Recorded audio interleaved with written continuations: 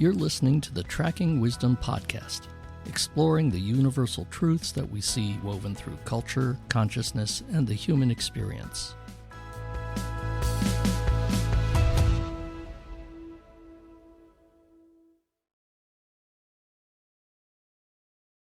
Good morning, everybody, and welcome back to another episode of the Tracking Wisdom podcast. I'm Ryan. I'm Peter. And today we are talking about an interview with Rupert Spira, and this took place on Under the Tree with Amir and Ariane, which is a YouTube channel, and the show will be linked in the description. We're going to respond and comment on Rupert's points that were discussed through the episode. And there's a number, 6 or 7 different themes that were discussed. And so we're going to pick up and share what we took away and how it aligns with our understanding of perennial wisdom and the topics that we've been discussing. Anything before we start that you wanted to say? I think it's going to be a little recursive. Ryan said before we started, made a comment to me that like a lot of this stuff we've already said before, but I mean, it is a little bit recursive because we've already heard him talk to Hoffman. It's kind of like they've already said everything in a way, but it's all about expressing and re-expressing these things in different ways. So even for ourselves, we're clarifying our own understanding of what we're learning by repetition and reformulation. Mm-hmm. And so Yeah, no, I agree. And I think that this discussion surfaced a few metaphors and discussion details that I hadn't specifically heard, at least in the way he described it. Like when he was talking with Donald Hoffman, I think these ideas were discussed and described, but there's some nuances to the way he described some of the things here that I found quite interesting. And I personally find alignment and affinity with Rupert as a non-dual teacher. He just aligns with me, and I appreciate his teaching style. I appreciate the way he communicates these ideas. These are not easy ideas to talk about, and he's very patient and articulate and detailed in the way that he presents them. That's something I've always very much appreciated with him. My first experience to or exposure to him as a teacher was, what was that called? It was the 3... Do you remember what that was called? It was like a summit, and there were teachers, Adyashanti, him, and I forget the other one. And I found of the 3, I connected with the way Rupert was discussing these things more. So since then, I've had an affinity.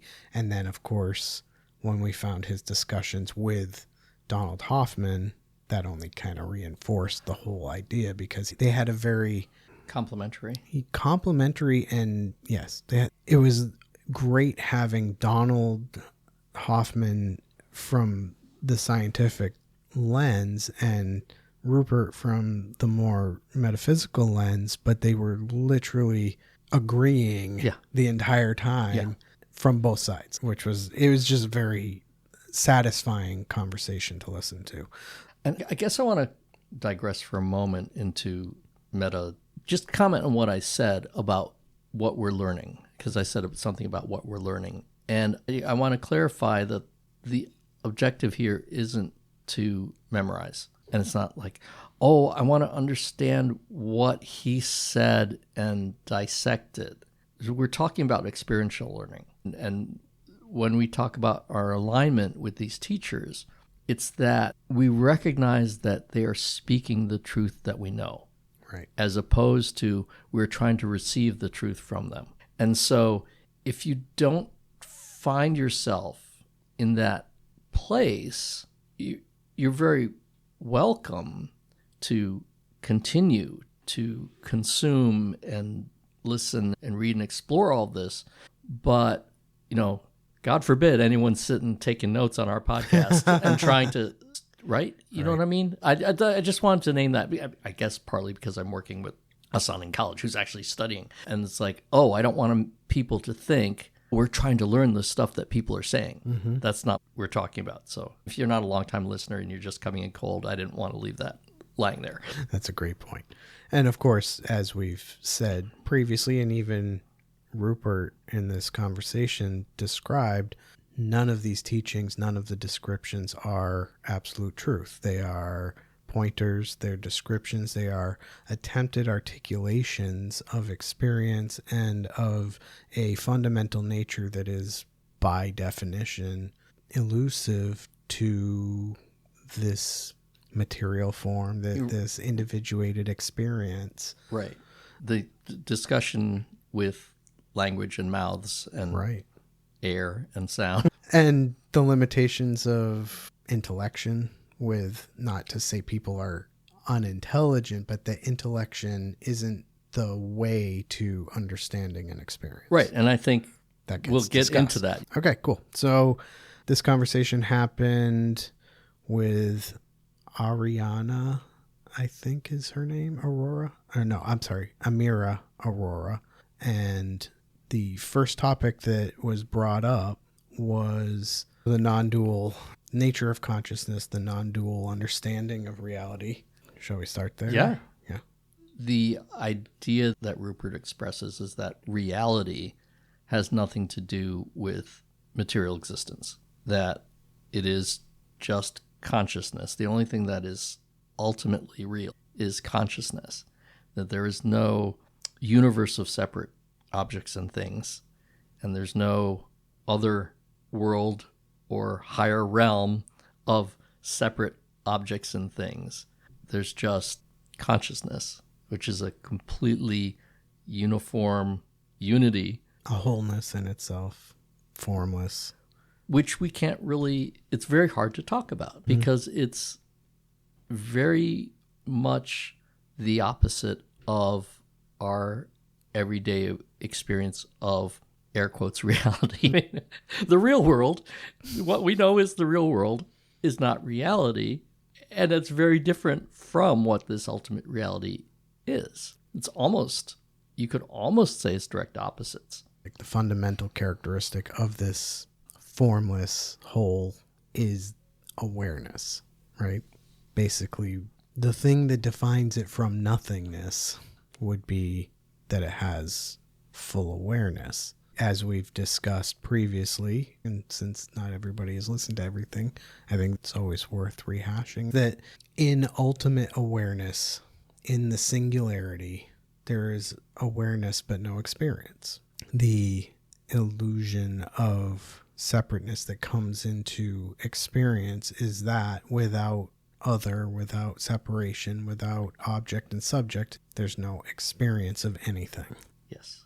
I think I'm going to find myself constantly second guessing what I say, because when I say that reality and material existence are opposites, I have a friend who's very wise and very awake. In our last conversation, we were discussing the ultimate reality. We were discussing reality in general, and she cautioned me against focusing on ultimate reality. So she picked up a rock and said, "This is real, and this is a very valuable lesson." I knew what she meant, that creation is real. Creation is valuable. We shouldn't minimize it and say, oh, it's the opposite of reality. I think that comment coming from me was an effort to de-emphasize our attachment to material existence. And I think I just want to make that clear.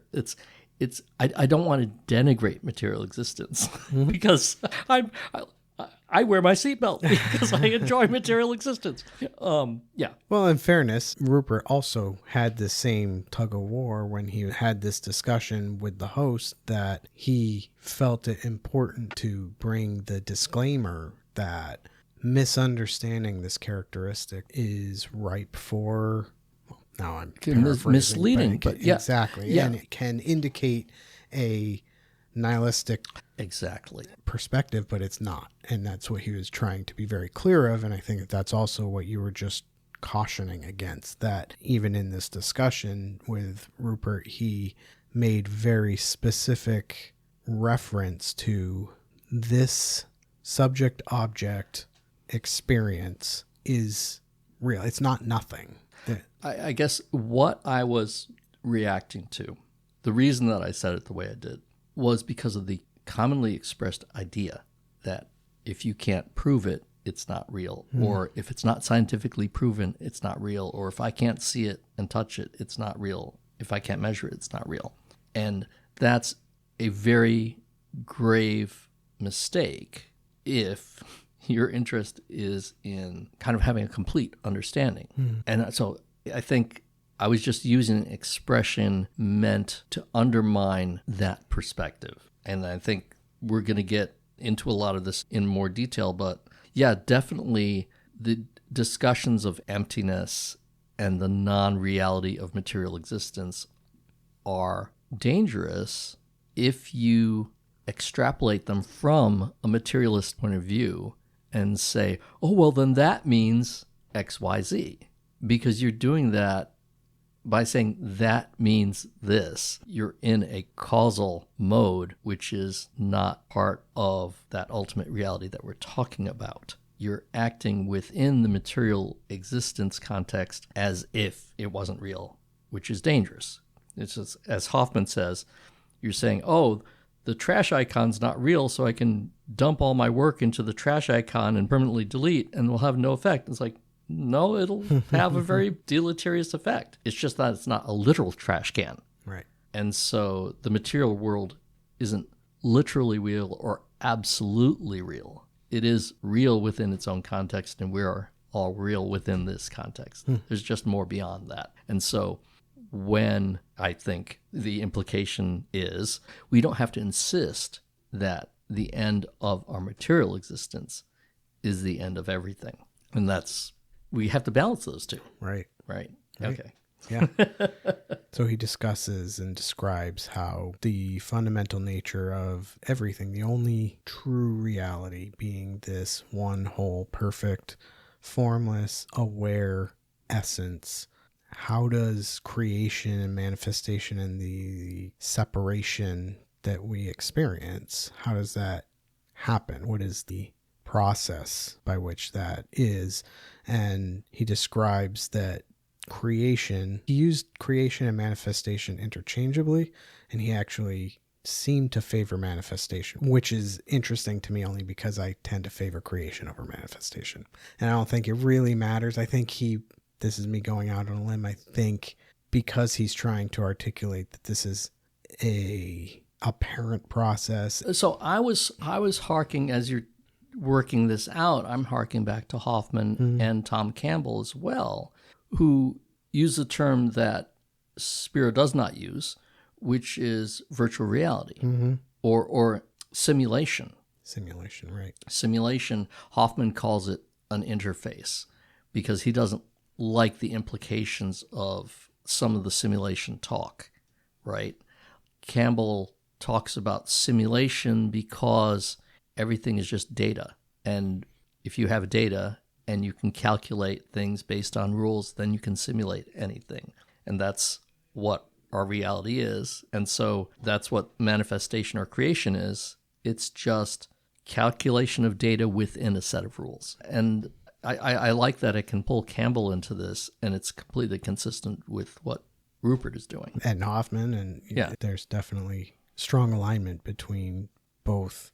I call it perspectives because it's a spiritual, metaphysical versus like a scientific approach, which... When Rupert talks about it. Right, which those two perspectives have traditionally been in conflict or opposition to each other on defining and describing ultimate reality. Right, and part of the contributions Hoffman and Campbell make is they offer us a familiar technical language that gives a good framework for talking about what Rupert is saying in a much less technical language. He's expressing himself entirely in metaphor, and Hoffman and Campbell are saying we can put mathematical rigor around this and let that inform our language around it. And so their language is more of that scientific technical language, which I'm habitually more comfortable with. I'm completely comfortable with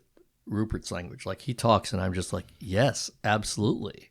But I think what we're trying to do is bridge for the listener who's less familiar with this stuff if this helps, I mean, hopefully it can help. One thing I found really interesting in the way he described the ultimate was, if you imagined infinite space and you were to put a wall up, it wouldn't divide anything, that there'd be nothing for it to segregate, which I thought was an interesting way to illustrate this concept of the vastness and infinite nature of ultimate reality.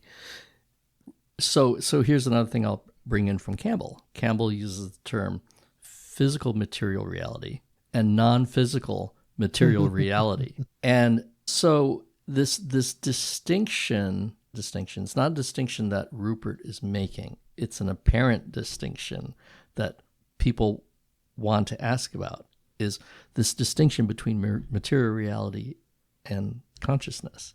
And so the question initiating was how does consciousness create material reality separate from itself? And the answer is it doesn't. Right. It apparently, he says it's an apparent process. And it's not, I'm kind of falling back to the simulation model. But again, we have to be really cautious with this analogy because it's easy to break the analogy and overinterpret it. So, when you have a video game in a computer, the world of the video game isn't separate from the computer. The computer hasn't separated itself, right? Now, where I was finding myself getting caught was that in terms of a computer, I was going to say, oh, it's all just electrons. But in terms of a literal computer, electricity is separate from the physical hardware of the computer. And that's where, in part, the analogy breaks down. Right. Because we're not saying, oh, there's another hardware outside of. It's like, no, consciousness is the computer and it is self-contained. Right. It's not hardware and software and electricity, which when you think of a computer, you have to have those separate things. The nature of consciousness is, well, as Campbell says, is to compute. It's to handle data. And by doing that, it can create a reality as if it's a computer. So we have a virtual world created by a computer. It's not separate from the computer. It's not exactly part of the computer. His point is that consciousness seems to divide itself into something separate, which is something that we've talked about before, the divine separating itself from itself so that it can have experience. Right. Except that it's not a literal separation. It's not a literal separation. That's where I'd like to go to Campbell again and saying it's just creating a set of rules. Mm-hmm. It's just a set of rules, and within this set of rules, you have experience. Right. Because the rules define experience. And with no rules, no experience. Since we're on computers, and this is going to be even more geeky than what you were saying, but it was what I was thinking when I heard this, and this is trying to analogize this everything and separateness in one concept that everybody struggles and gives different illustrations for. And for me, it was partitioning the memory in a hard drive, where that is all still the hard drive. There's no actual walls. There's not a different hard drive, but that you can create virtual simulated walls. You're assigning locations of memory to. Yes. And that was kind of the imagery that I was getting when I was listening to this, that reality doesn't actually break itself into pieces, but it creates these perspectives, is often how I've seen it, these micro partitions that are virtual partitions. It's not really, in essence, a partition there, but it's able to create rules, like you said, that allows for a unique experience, but it's a defined series of faculties and sensors and data collection that presents a unique picture of experience from that location. And as Rupert had mentioned, in that if you were to imagine ultimate reality looking at a tree, it would see every possible perspective at once, all laid on top of each other in a dark mess of... It would just be black. Or nothing discernible. But that when you can take just the one perspective, you actually get an image and experience of the object. And if you take multiple experiences, you get different images of those and different opportunities to experience the same object from different ways. Right. So in order to have the experience, you have to have perception. In order to have perception, you have to have perspective, or I think as Rupert calls it, a localized self. So this apparent subdivision of capital C unitary consciousness is just a localization within a set of rules that allows the occurrence of perception. Mm-hmm. And then by that perception, there's experience. Without doing that, consciousness doesn't have any way of having an experience or knowing anything except of any awareness of anything except of I'm aware. Yep. So a significant part of this interview was Rupert discussing this concept from the metaphor of dream. So we've been talking about dreams, and I felt like this was interesting that we all dream, so it's accessible, that when you dream, and he used specifically the streets of London, in your dream, the streets of London don't actually materialize physically, and in reality, it's all in your mind. It's a construct in your mind, and you go to the streets of London by localizing yourself in that space.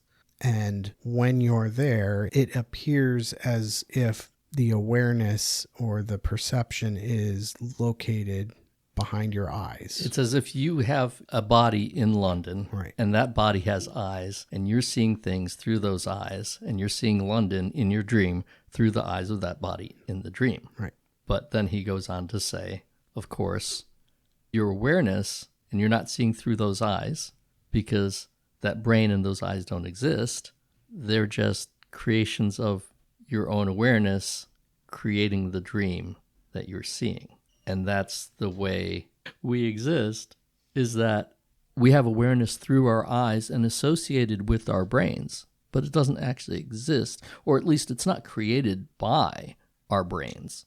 Our brains are part of the experience that the awareness has created. Well, and he was discussing waking up from the dream and recognizing that that wasn't real, right? But while Right. you're in it, except when you're having a lucid dream, it seems very real, and then made the jump to that's like what happens with ultimate consciousness, which goes to, I mean, there is a thing, I'm not super familiar with the language around it, of like the idea of the dreamer, that we're part of the dreamer dream thing. I'm thinking about the philosopher dreaming he's a butterfly. Yeah, that's not specifically what I was thinking. As far as I understand, there's like a philosophical, spiritual metaphor that we are a function of a dream of the dreamer, meaning like God dreaming. Oh, yeah. Right. And that's essentially what Rupert described. But he didn't specifically call in that philosophy, but the way he described it was very specifically saying that, like when we dream, and like how the dream itself is not a real material form, but exists to house a location of perception and experience. And like when we wake up, we realize that that was a dream, air quotes, a dream, that this experience, this material form is like that. That what we perceive to be separate and material is an imaginary construct from the ultimate consciousness. Right. I mean, so the tricky thing is that the whole reason that we're talking is that we're trying to communicate with individuals who are listening to our podcast. And yet we're talking about an ultimate reality where none of us exist as individuals. So why are we doing that, right? The reason is because the closer we get to understanding this ultimate reality, the less we suffer in our experience, and as is taught by many teachers. And so we've come into a lot of this experience and have been sharing it, and we know a lot of people haven't had this experience or struggle to understand the experience they are having. They are having this experience, but they don't have a good friend who says, hey, let's go do a podcast. So that's what we're talking about. Like, we love spending time together, and we love being individual human beings, but we also recognize and are dedicating some effort to deepening that recognition of the non-separateness that we have. Been the pursuit of teachers over millennia, right? Right. Which is also a big part of what we try to communicate, recognize, identify our recognition of, that these various teachers and various teachings are maps, models, pointers to an ultimate reality. And in and of themselves, none of them are right and none of them are wrong. It's only whether the teaching deepens your own experience of reality. And so one of the things that I found very exciting about listening to this interview was there was a lot of times where it was not a process of, oh, Rupert's telling me these things. Now I know, let me hear what Rupert has to tell me about these things. It was oh my God, he's naming my experience. So I've had some things recently which have been developing, and they just resonated with that. Okay, so that was a discussion of how does creation happen, right? What is the ultimate nature of reality, and how creation, manifestation, the material form, the individuated perspectives come out of that. And so it's not a physical creation of a thing. It's just kind of the definition of a set of rules, and that creates a reality. Right.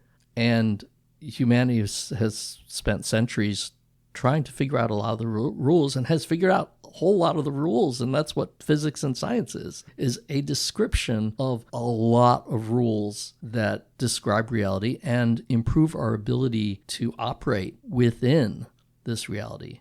The bigger point being that that's not all the rules. And limiting science to material existence will never permit us to fully understand reality. The ultimate reality. Ultimate reality. Yeah. When you were talking about the rules, there was a couple of different elements that came together for me, which was, number one, we were talking about with Campbell, his idea of the rule set, right? That this material existence is a rule set of the simulation interface, however you want to describe that.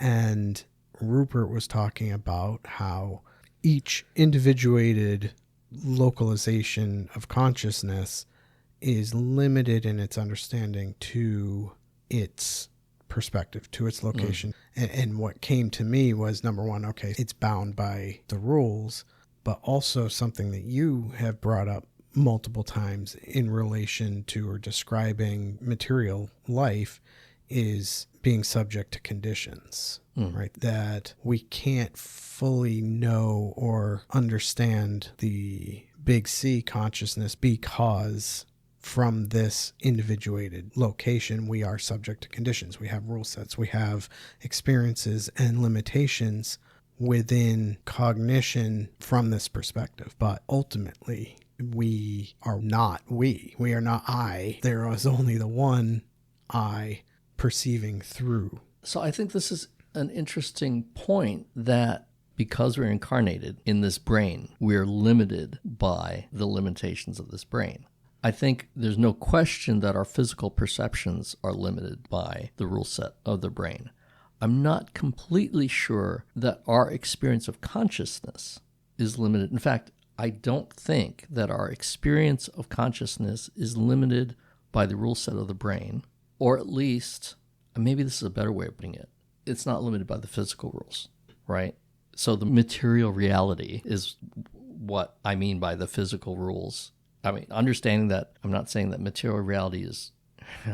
See, I get stuck between saying it's real and it's not real. I mean, it's real. There is a rule set. The rule set exists. Full stop. The rule set doesn't not exist. Therefore, it's real. I was just kind of struggling with this feeling of contradiction of talking about reality and non-reality. And really what we're talking about when we say things are not real, we're talking about the assertion that there is nothing beyond this physical reality, right?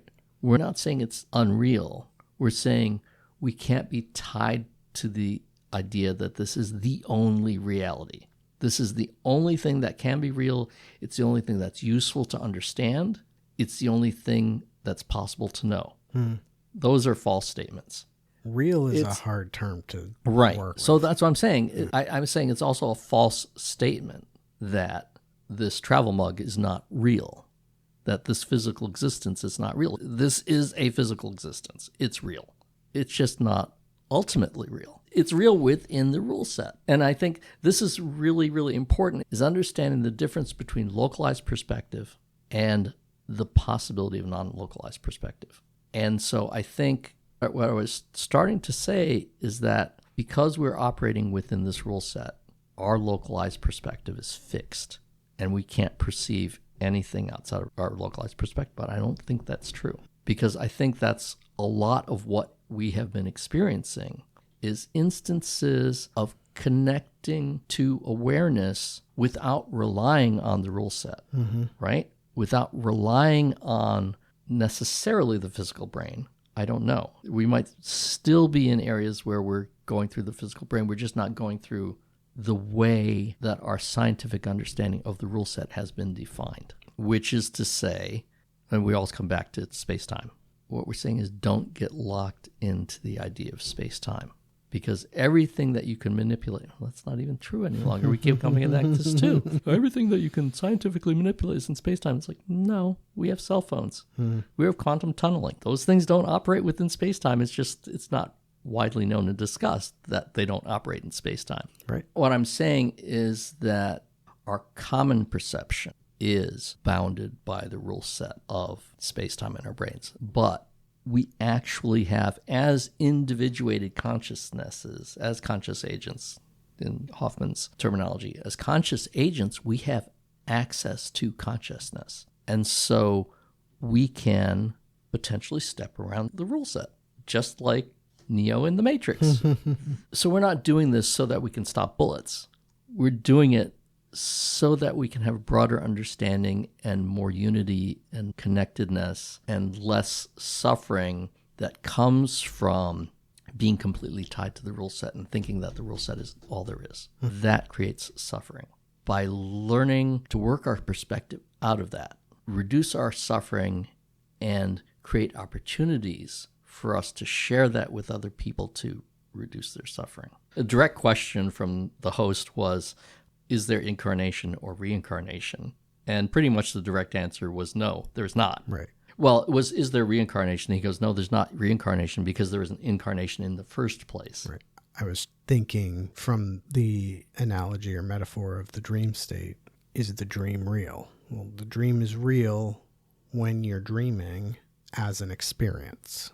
Is the rock, the road, the building, the person, is that ultimately real in the absolute sense? We would have to say no, because we wake up and we realize that that was a figment of imagination. It was a figment of illusion, but that's not to say that there's no value in the dream.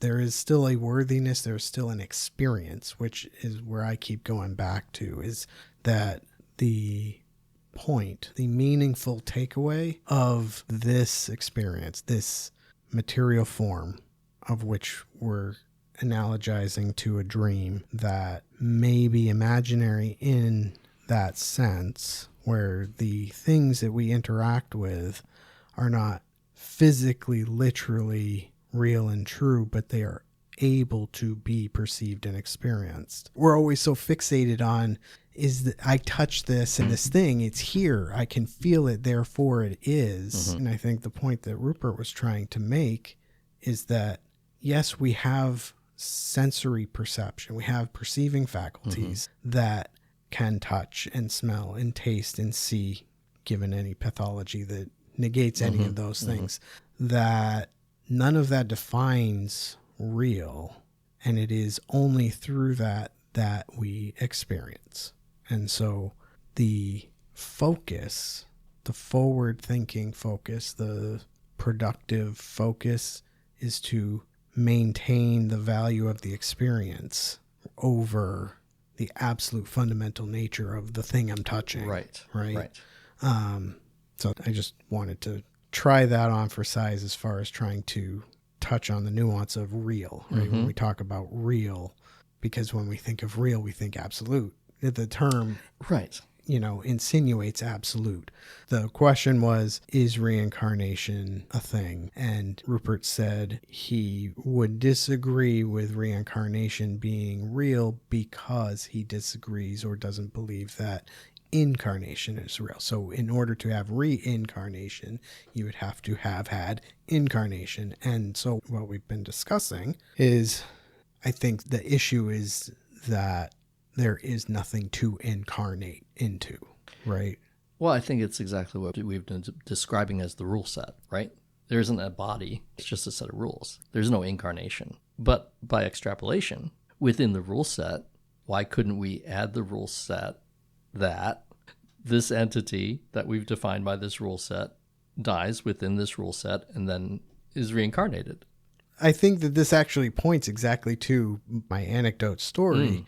I get Rupert's point, and in fact, I think I agree and align with the idea that since there is no actual separation, there is no individuation to incarnate something. Reincarnation is sort of a misnomer of what would happen. A few months ago, I was asked if I believed in reincarnation. The question came unexpectedly and I froze. And that was the first thing that was noticeable to me or remarkable to me, was how frozen I felt in that moment on how to respond to the question. I even responded to her after some silence that I don't know why I'm having a hard time answering this. And I think this is a big reason, or part of the reason why I felt conflict in trying to answer the question, was because the idea of reincarnation insinuates a separate soul, a separate entity that incarnates into a physical body. And my perception, my understanding of oneness, every individual location of perception is of the same awareness, is of the same being. So in that sense, there is reincarnation insofar as the one awareness continues to experience through new locations, but it isn't Ryan reincarnating in a new Joe Schmo body. It's that all lives are of the same awareness. Joe may have access to the Ryan data. Right. It's not that the Ryan data is in a packet and now that packet is in Joe and it's not somewhere else. It's that the Ryan data is part of the universal database and Joe has access to the universal database. And because of his conditions, the part of the database that he sees is Ryan bits. And so he's like, oh, I'm expressing all this thing that Ryan, and this I think I've touched on before as far as past lives and whatnot. I had said a moment ago, well, why couldn't there just be a rule set that says there is reincarnation?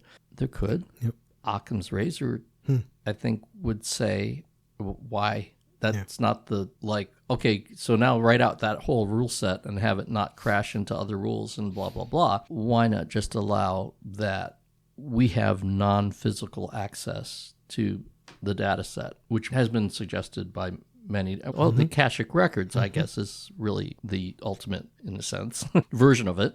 Yeah, so what I was going to say is that the idea of reincarnation and the idea of all kinds of traditions of, this is my interpretation, angels and spirits, all these experiences are real. Are all these experiences experience of discretely defined things like this is what an angel is, this is what a spirit is, this is what, I would say no.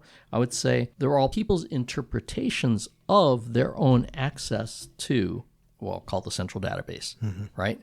You have access to data which does not fit within our rule set.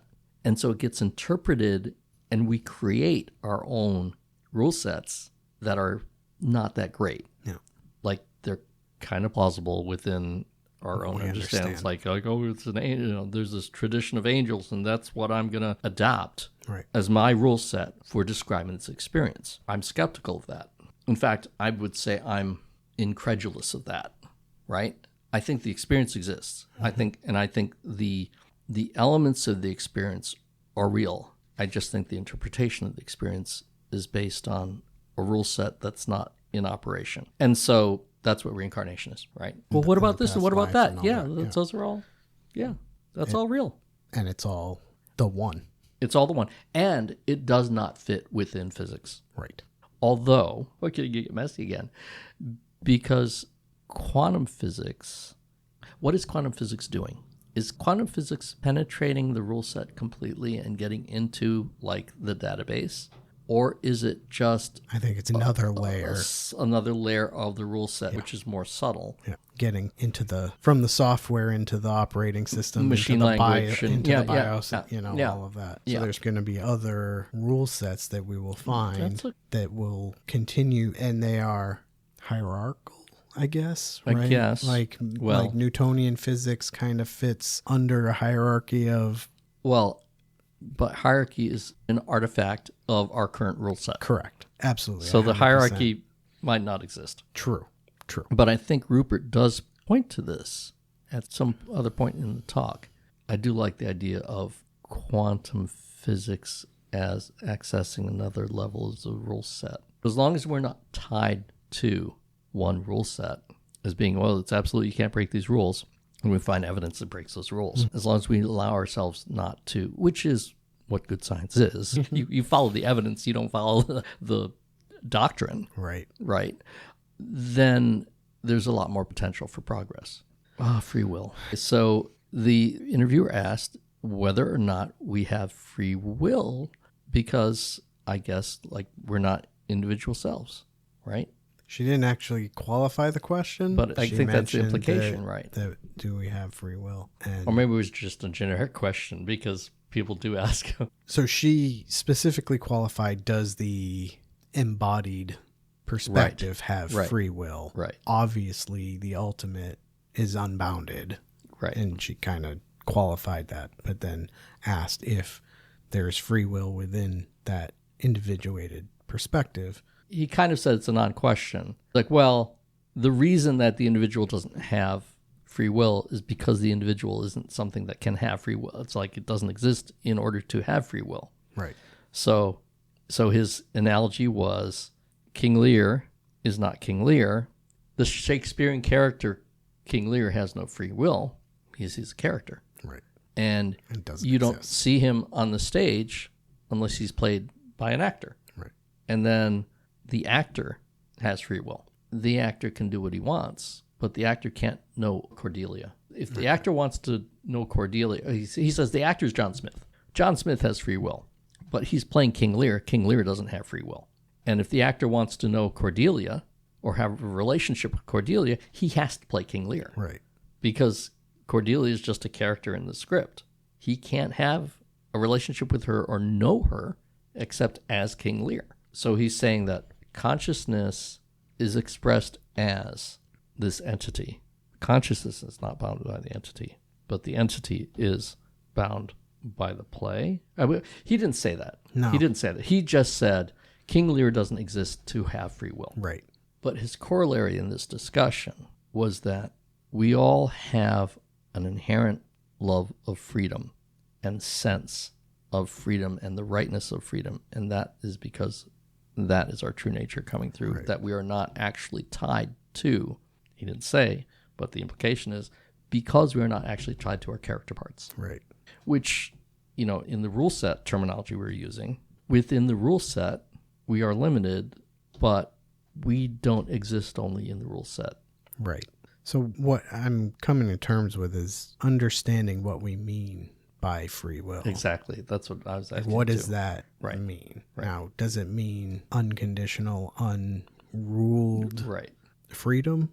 I don't think that that's what I would be perceiving as having free will in this experience. But I think that may be what he was kind of alluding to. I have a Buddhist answer. Go ahead. Let's hear it.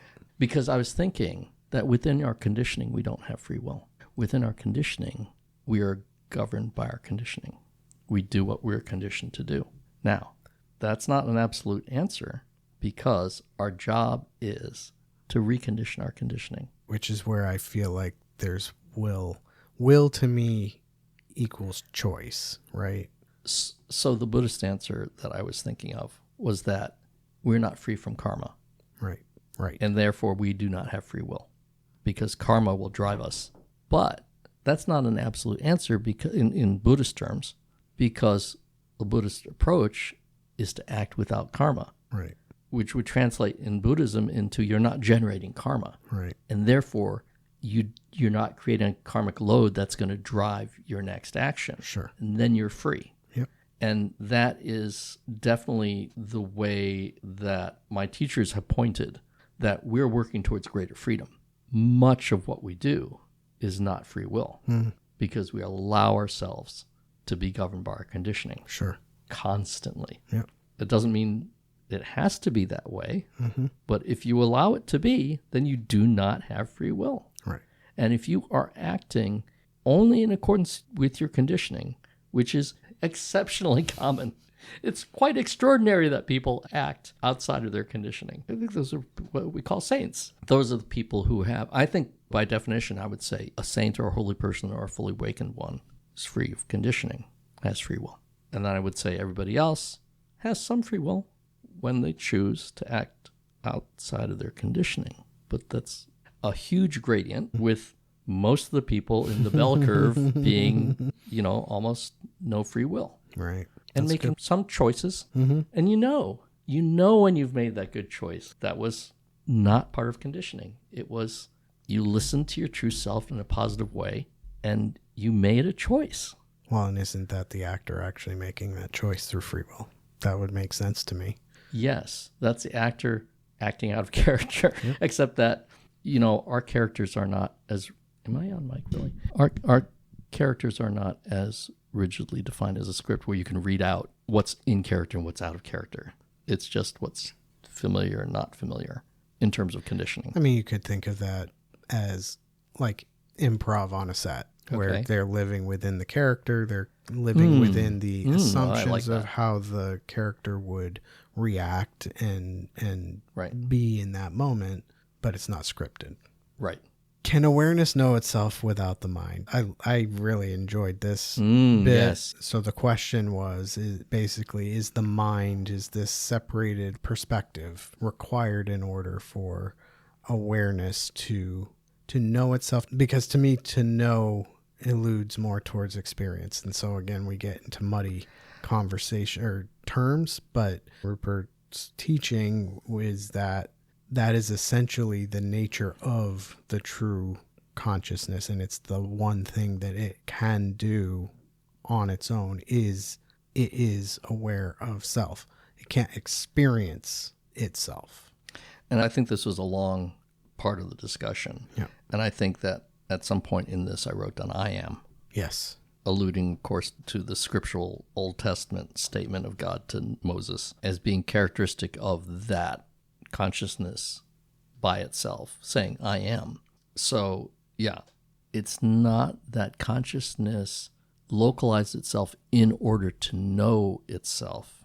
It did it in order to have experience. Or rather, I don't like, the intentionality isn't necessarily there. That the individuation is necessary for experience, but not for knowledge. He used another metaphor of the paper. So if you think of a piece of paper, just a plain white piece of paper, there's nothing there. And then if you take a pencil and draw in a dot, you get the scoped circle. Did I say square? You said okay. Well, either way, you get that bounded area. And I think that goes to the nature of perception which leads into time-space. I think there's a crossover here of this idea of awareness. Well, I think actually, no, it probably just jumps immediately over to time and space, because I think that's where that comes from. So the next question is, what are time and space? And of course, we've been saying for quite some time that space-time is merely a condition of the rule set, right? It's not the defining nature of being. And Rupert's way of saying it is that space-time is an appearance that arises from the perception of the human mind. Right. Which I like very much. Yeah. Because it really breaks down even the reality of space-time at all. So the paper analogy was, you have a big blank piece of paper, you make a little circle on it. Now that circle has perception. And from its perspective, it's localized in space. But in reality, it's just the paper. Right. There is no locality. It's just paper. Mm-hmm.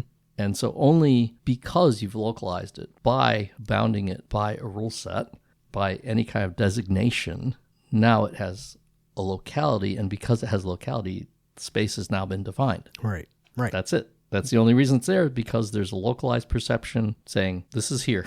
Space is still illusory because you are always experiencing space from here. Yes. And the only way to experience, there is no experience. It's all imagination, because by the time when I get there, then I'm here. Well, but we are interacting, and I'm here, and you are therefore 5 feet away from me. Not experiencing where I am. Okay, so I'm interpreting that you're over there. We can perceive that there is something over there, but we can't experience being space. Over there. We can't experience space, and we can't experience time, because time is always now. Right, but I can experience, or I can perceive, that you are not co-localized with me. Correct. Yes. Which is just a perception. So in the incarnation questions, and he said, once you draw that little circle, now you have a bounded consciousness within the vast consciousness. And you defined a finite mind within the infinite mind. And that boundary is made of perception. Seeing, hearing, oh my God. Okay, so this is now all right. So this was a direct experience. Mm-hmm. This is one of the things that really sparked me. So he said the boundary is made of perception, seeing, hearing, touching, tasting, and smelling. Okay? And that it is consciousness itself that arises in the form of perception, and in doing so, it seems to cast a boundary in itself and seems to localize itself. It then looks out from within that boundary through the perceiving membrane and sees itself, the rest of the white paper, in a way consistent with the limitations of those perceiving faculties. Right. And this points to a couple of things. One is the elephant metaphor, the blind man and the elephant, and we only perceive a bit of the big picture, which is related but not precisely. So just to follow that for a moment, when we glimpse ultimate reality, which is what I call having awakening experiences, we still interpret that experience through our conditioning. And because we are still bound by the rule set, or incarnated, if you want to call it that, although we can access the whole sheet of paper, we can't perceive it in its whole because we're limited by this boundary. And so to me, it appears as the rope, and to you, it appears as the tree. Like that's the way you would describe your experience of the ultimate, mm-hmm. And the way I would describe my experience of the ultimate. And yet I can still recognize, like, oh yes, I recognize that you're looking at the same thing. You're in contact with the same thing that I am. I can recognize that even if I don't have the same experience, mm-hmm. Right? So that's one. And that's something that comes to me from this group awareness exercise, where people are describing their experience, and I can recognize sometimes it's perfectly aligned with, like, you are naming exactly what I'm experiencing, which is freaky and great. But sometimes it's like, I don't experience it that way, but I can see that is an aspect of it. Like I can recognize it. So that's one aspect of it. This bounded consciousness, boundary of perception, is the one that really, because that's my more recent experience, is coming out of this deep meditation. Oh yeah, I guess I should describe it a little bit. So the technique is a combination of a series of questions by a teacher named Rustal, who's in the POK community.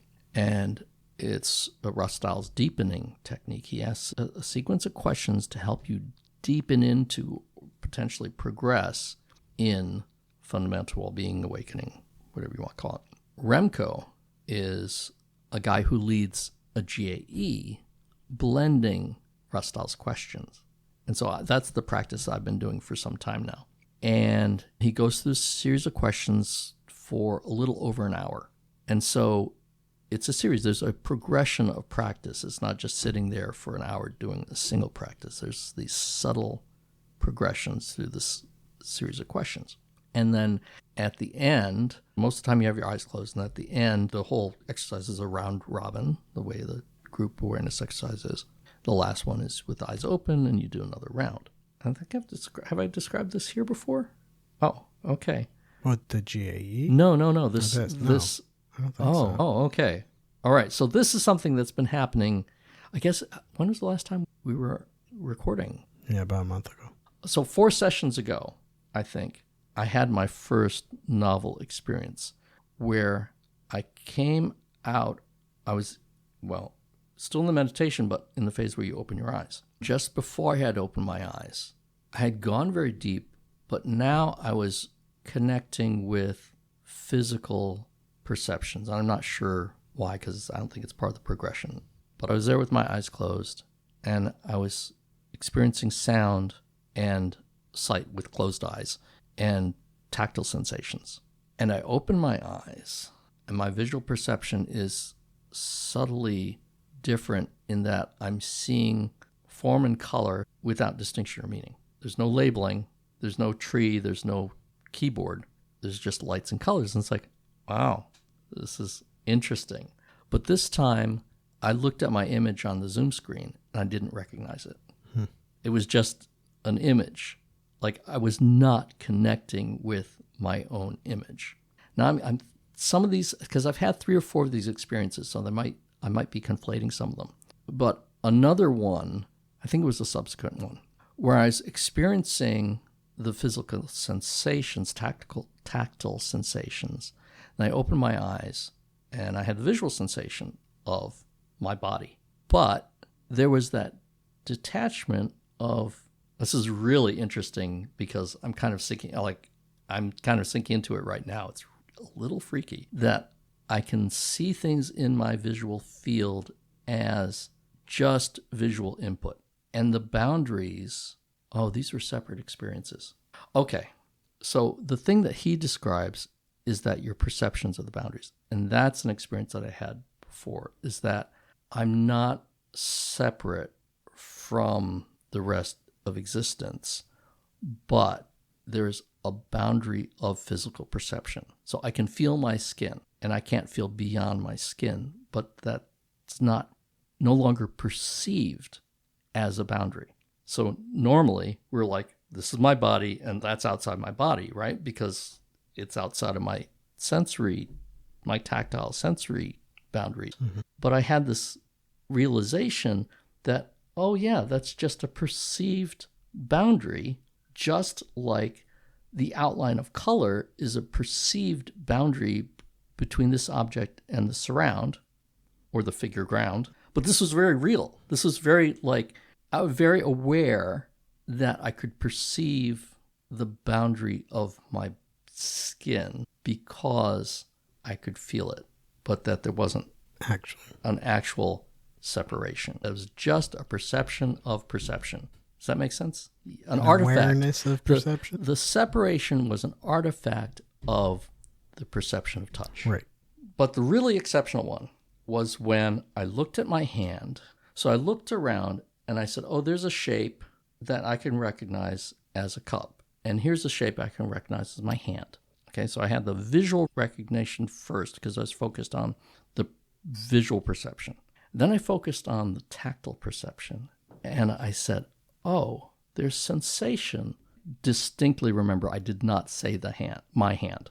I said, maybe I did say a hand, but I didn't have the sense of self when I said my hand. It's just the label, my hand, and the label, the cup, and that, oh, there's sensation associated with the hand, and there's not sensation associated with the cup. And there's a clear recognition of that without saying this is me and that's not me. It was just, I see the hand and I see the cup. I can feel the hand, I can't feel the cup. And realizing that there's just sensation associated with the hand, as if I tap the window, there would be sound associated with the window. It wouldn't make it more me. Right. And so that was a remarkable perception, to perceive perception as this really weird logic, but to perceive the perceived boundaries of perception as merely that, just a perception, no reality to it. No identification. No identification with it. And so I think the one that really got me, I remember holding up my hands and laughing. And I think the image, seeing my image and not recognizing it, was a separate one, which was, I had my eyes open for a minute and we're doing the round robin. And then I started laughing. I was like, oh, I'm staring at my image. I didn't recognize it. That's really weird that I didn't recognize, I didn't identify with that image. So this boundary, this definition of the self by the boundary of perception was exactly what I was like, that's exactly what happened. So that's what I wanted to share. Cool. Yeah. So he went through this exercise with the interviewer about time and space. Right. That there is only now, there is no. There's only here and now. And there's only now, and there's no past, and there's no future. Those are only imaginations. Right. Which it resonated specifically with me because I have articulated that in past discussions. What hit me more was the space one. So I have articulated time, now, and past and future being basically the way I phrased it was living in memory in a dream, basically. The most frequent experience that I've observed is living in a memory in a dream and completely bypassing the actual real experience of now, which I tie to mindfulness, right? That the activity of mindfulness is intended to encourage us to re-engage with and reacquaint ourselves with the current experience of now, which is the only real experience, the only thing that's actually really happening here. And so often we are living in memory in a dream, which is not only illusory, but it creates suffering unnecessarily because we are either reminiscing on something that we've lost or was traumatic in our past, or we're afraid of something that might happen in the future, or we're coveting something that's going to happen in the future. And so that was all very familiar to me. But this idea of space, and that we only experience here, and that space is also illusory because we are perceiving as the bounded perceiver. Yes, I can perceive an area that is not here. I can observe it, but I can't experience it. And when I get there, it's here. And that to me was like, okay, wow, that one made sense. I agree. And I'm connecting this. Okay. So the note here is space is how perception modulates consciousness, and time is how thought modulates consciousness. And that resonates with some Buddhist teaching that I've been familiar with. It didn't have as much meaning as it does now. And the reason, I think, for your comment about being familiar with time and past and future is this cultural separation of thought from perception, because we focus on teachings about thought more. And so we perceive thought as more of the problem for us. And so we're taught, or we've heard, and people will know, oh, the past is a dream and the future is whatever and the present is a gift, right? I mean, everyone knows that. And why is it significant? Because it's about thought. Right. But as you say, space and perception is interesting. And the way I'm connecting to that in terms of Buddhism is that we tend to talk about the five senses, right? Sight, sound, taste, touch, Buddhism adds thought to that grouping, okay? So it talks about the faculty of sight, of sound, okay, taste, touch, smell, and of thought. And likewise, I'm more familiar with the teachings of thought, but this space perception, so first of all, it relates to my interesting experience or my novel experience, but also now when I think about it, it's, space is what separates my sense of touch from the object, because I have to come into contact with in space to touch it, right? Space is what separates my perception of sight from you, because I can put an object in the space between us and it will observe my visual perception of you, likewise with sound, everything else. And so it's really interesting to see that teaching and see how space relates to those five senses and time relates to thought. And Rupert ties them together in the same way that Buddhist teaching does. Right. And this is something that I think has only come to me now in this conversation. Like, I think at the time I had some appreciation for this, but now thinking about space and the senses is a fresh insight. Well, this is an interesting conversation, and I really enjoyed the interview. I recommend that you watch it. Rupert is a fascinating teacher. So, hope you enjoyed the episode. Leave us a comment if you have any thoughts or your own perception and contemplations on Rupert's teachings. Join us next time. Bye. Thanks, bye. Thank you for listening to the Tracking Wisdom podcast. Join us next time as we continue the discussion. Don't forget to follow us on Facebook, Instagram, and YouTube, and visit www.eth-studio.com for more information and content.